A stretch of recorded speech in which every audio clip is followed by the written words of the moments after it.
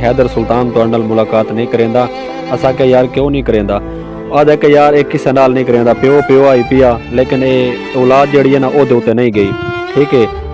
अस्सलाम वालेकुम, तुसी वेख रहे हो ज़फ़र भाई ऑफिशियल चैनल। लो जी, अज दा किस्सा, अज दी कहानी लैके फिर हाज़िर खिदमत।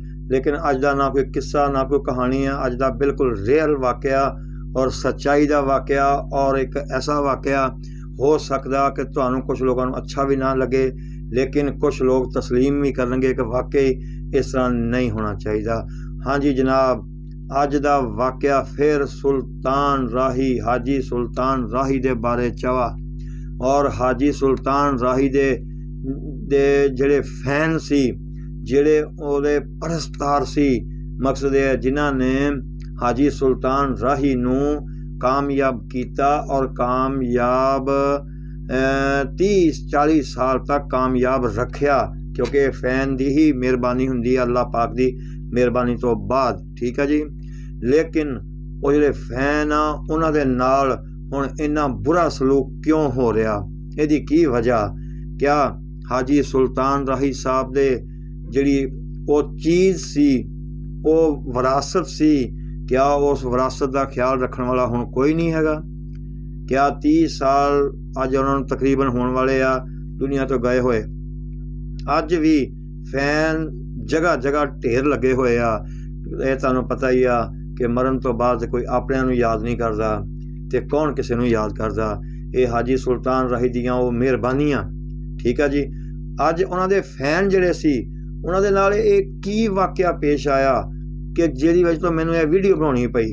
ये मैं कोई वीडियो सिर्फ इस वास्ते बनाई कि मैं ये उन्हां दे बेटे हैदर सुल्तान साहब जिहड़े आ उन्हां वास्ते वीडियो बनाई कि खुदारा इन्नी शोहरत, इन्नी इज्जत फौत होने तो मरण तो बाद कदी किसी नूं नहीं मिली। लेकिन कहंदे आ कि जिस वालद दे दोस्त, जिस वालद दे परस्तार मिलने वाले, मकसद ये आ उस घर च आउण ते उन्हां दी इज्जत ना होवे, उन्हां नूं पुछया ना जाए, उन्हां नूं इग्नोर कर दिता जाए, तो ये वालद जिहड़ा हुंदा वा ਉਹਦੇ वास्ते कोई अच्छी अलामत नहीं हुंदी। ठीक है। ये मैं हैदर सुल्तान साहब नूं ये गल कर रहा वां कि इहदी वजह की बनी। लो जी, इहदे बारे च आपां गल करदे हां। लेकिन राही साहब के बारे च मैं ये गल करना चाह रहा कि वो राही साहब उही फैन जिहड़े कह रहे जदों स्टूडियो चों निकलना ते रस्ते विच कोई बंदा खाली ना छड्डना, हर बंदे नूं कुछ ना कुछ दे के, जे अगे आ गया ना मकसद यह तो उन्होंने कुछ ना कुछ दे के फारग किया। और आओ भगत, प्यार मुहब्बत। हालांकि मैं एक वाक़या तुहानूं पहले भी सुनाया सी कि उन्हों दा एक वाक़या ऐसा सी कि जेड़ा निकलते हुए स्टोरी चो निकले एवें ते अगे एक माई ने गड्डी दे अगे आण के गड्डी रोक लई। वो वाक़या मेरी वीडियो च लगा वा, तुसीं देख सकते हो। हालांकि उहदे नाल अपने गन मैन भी होणगे, ड्राइवर भी होणगे, वो एक सुपरस्टार आदमी सी, उन्होंने रोड ते एवें कोई नहीं सी रोक सकता। एक मजबूर बेवा और बेचारी गरीबनी जी एक औरत के कहण दित्ते गड्डी किवें रोक गई। अगे आण के गड्डी रोक के उन्हें कहा, हाजी साहब थले आ जाओ, मैनूं तुहाडे नाल कम आ। ओहदी भी गल सुनी गई। वो सुनिया तो होना तुसीं, जिहड़ी कहंदी सी मेरी बेटी ने एक ख्वाहिश कीती आ कि अगर मैं डोली तो उदों बवांगी जदों हाजी सुल्तान राही आण के मेरी डोली नूं कंधा देवेगा और बशीरे दी शक्ल च देवेगा। वो दिता सी कि नहीं? दस मैनू हैदर सुल्तान साहब, मैं तुहानूं ये कह रहा, दस। उन्होंने सारी मसरूफियत छड्ड के, उन्होंने सारिया शूटिंगां दे टाइम अगे पिछे करके क्या उस गरीब के घर जाके उस डोली नूं कंधा दिता सी या नहीं? और डोली नूं कंधा देण तो बाद खुद उन्हां दा नकाह पढ़ाया सुनिया, और खुद पता नहीं 50,000 के 60,000 उत्थे वो दे के सलामी दे के ते सलाम करके ते आइंदा भी अगर तुहानूं कोई तकलीफ होवे तो मैनूं दसना। क्यों? उसदी वजह है कि उसदा नाम हाजी सुल्तान राही सी ते तुहाडा नाम उनके नाम नाल जुड़िया होया हैदर सुल्तान साहब। कोई नहीं मसरूफियत नहीं, कुछ नहीं हैगा। ये फिल्मां, ये दूसरे तीसरे अल्लाह पाक तुहानूं इन्नी इज्जत दित्ती हुई आ बाप दे सदके ਕਿ ਤੁਹਾਨੂੰ ਇਹ ਜਿਹੜੇ ਨਾ ਇਹ ਇਹਨਾਂ ਦੀ ਇੱਜ਼ਤ ਕਰਦੇ ਰਹਿਣਾ ਵਾ। ਆਪਣੇ ਫੈਨ ਜਿਹੜੇ ਆ ਨਾ ਆਪਣੇ, ਤੁਹਾਡੇ ਅਸਲ ਤੇ ਨਾਰਾਜ਼ ਨਾ ਹੋਣਾ, ਤੁਹਾਡੇ ਫੈਨ ਵੀ ਤੁਹਾਡੇ ਨਹੀਂ, ਇਹ ਵੀ ਹਾਜੀ ਸੁਲਤਾਨ ਰਾਹੀ ਦੀ ਵਜ੍ਹਾ ਤੋਂ ਆ ਕਿ ਇਹ ਸੁਲਤਾਨ ਰਾਹੀ ਦਾ ਬੇਟਾ। ਮੈਂ ਗੱਲ ਉਹ ਕਰਾਂਗਾ ਅੱਗੇ ਆਣ ਕੇ, ਫਿਰ ਤੁਹਾਨੂੰ ਪਤਾ ਲੱਗੇਗਾ। ਲਓ ਜੀ, ਕਿਹੜਾ ਕੰਮ ਆ ਜਿਹੜਾ ਉਹਨਾਂ ਨੇ ਨਾ ਨਹੀਂ ਕੀਤਾ ਜ਼ਿੰਦਗੀ 'ਚ ਕਿ ਦਰਬਾਰਾਂ 'ਤੇ ਜਾ ਕੇ ਲੰਗਰ ਤਕਸੀਮ ਕਰ, ਆਹ ਕਰ, ਗਰੀਬਾਂ ਮਸਕੀਨਾਂ ਦੇ ਘਰਾਂ 'ਚ ਦਰਵਾਜ਼ਿਆਂ ਤੋਂ ਪੈਸੇ ਸੁੱਟ। ਤੇ ਕਦੀ ਕਿਸੇ ਨੇ ਇਤਰਾਜ਼ ਨਹੀਂ ਕੀਤਾ ਕਿ ਹਾਜੀ ਨੂੰ ਕੋਈ ਮਿਲਣ ਵਾਸਤੇ ਆਇਆ ਹੋਵੇ, ਹਾਜੀ ਨੇ ਕਿਹਾ ਜਾ ਜਾ ਕੰਮ ਕਰ, ਮੈਂ ਤੈਨੂੰ ਨਹੀਂ ਮਿਲਦਾ। ਹੈਦਰ ਸੁਲਤਾਨ ਸਾਹਿਬ, ਮੈਂ ਇਹ ਕਹਿ ਰਿਹਾ ਵਾਂ, ਆ ਕਲਿੱਪ ਜਿਹੜਾ ਸ਼ਾਇਦ ਤੁਸੀਂ ਪਿੱਛੇ ਦੇਖਿਆ ਹੋਏਗਾ, ਕੁਛ ਯੂਟਿਊਬਰ ਉਹ ਵੀ ਤਾਂ ਤੁਹਾਡੇ ਹੀ ਇਮੇਜ ਨੂੰ ਬਣਾ ਰਹੇ ਆ।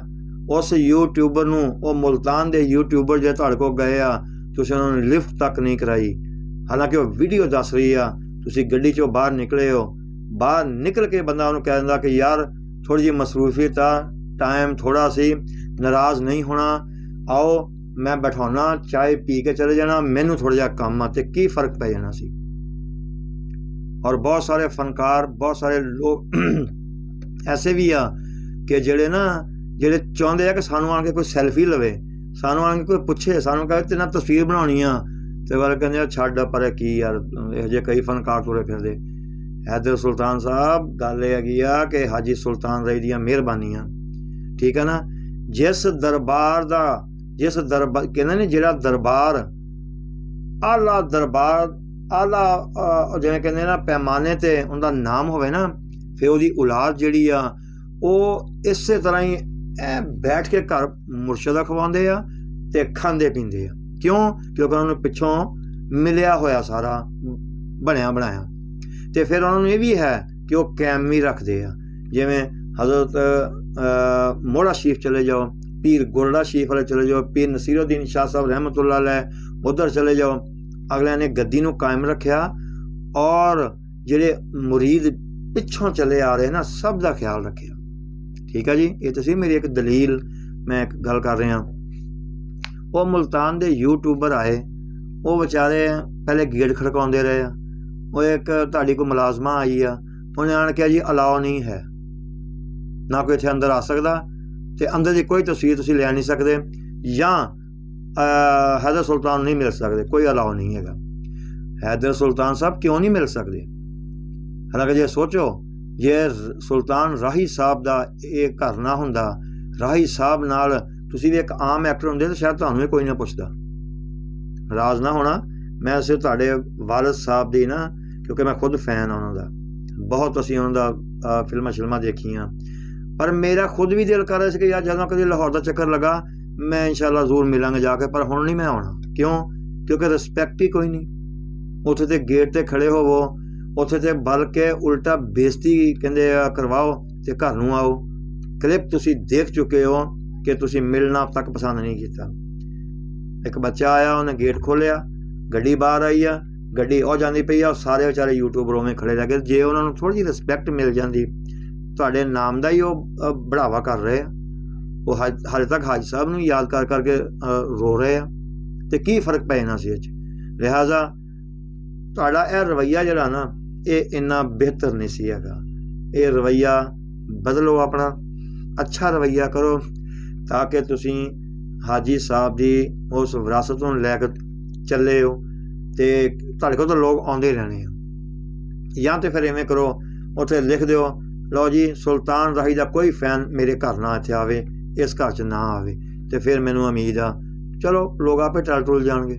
ਠੀਕ ਆ ਜੀ, ਮੈਂ ਨਾ ਥੋੜ੍ਹਾ ਜਿਹਾ ਪੈਗਾਮ ਦੇਣਾ ਸੀ, ਮੈਂ ਦੇਤਾ ਕਿਉਂਕਿ ਮੈਨੂੰ ਦਿਲੀ ਦੁੱਖ ਹੋਇਆ। ਤੇ ਕੋਸ਼ਿਸ਼ ਕਰੋ ਕਿ ਤੁਸੀਂ ਸਭ ਨਾਲ ਹਾਜੀ ਸਾਹਿਬ ਤੋਂ ਵੀ ਜ਼ਿਆਦਾ ਪਿਆਰ ਮੁਹੱਬਤ ਰੱਖੋ, ਤਾਂ ਕਿ ਲੋਕ ਜਿਹੜੇ ਨਾ ਹਾਜੀ ਸਾਹਿਬ ਨੂੰ ਮਜ਼ੀਦ ਦੁਆਵਾਂ ਦੇਣ। ਠੀਕ ਹੈ ਜੀ, ਆ ਮੇਰਾ ਚੈਨਲ ਸਬਸਕ੍ਰਾਈਬ ਕਰਨਾ, ਲਾਈਕ ਕਰਨਾ, ਸ਼ੇਅਰ ਕਰਨਾ। ਇੰਸ਼ਾਅੱਲਾ ਤਾਲਾ ਫਿਰ ਕਿਸੇ ਨਵੇਂ ਵਾਕਿਆ ਨਾਲ ਹਾਜ਼ਰ ਖਿਦਮਤ ਹੋਵਾਂਗੇ। ਉਨੀ ਦੇਰ ਤੱਕ ਇਜਾਜ਼ਤ ਦਿਓ। अस्सलाम।